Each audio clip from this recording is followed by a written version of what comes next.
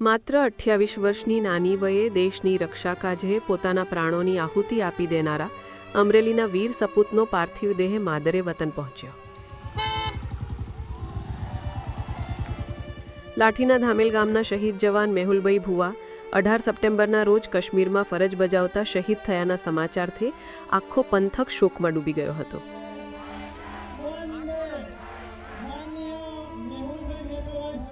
ત્યારે તેમનો પાર્થિવ દેહ દામનગર આવી પહોંચતા આખું દામનગર હિપકે ચઢ્યું.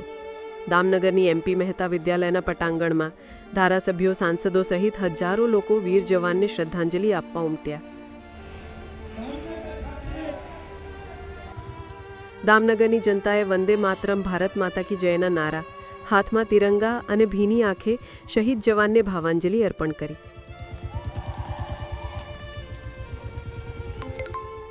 દામનગરથી શહીદ વીર મેહુલભાઈનો પાર્થિવ દેહ લાઠીમાં આવેલા તેમના વતન ધામેલ ગામે લઈ જવાયો, જ્યાં તેમને અંતિમ વિદાય આપવામાં આવશે.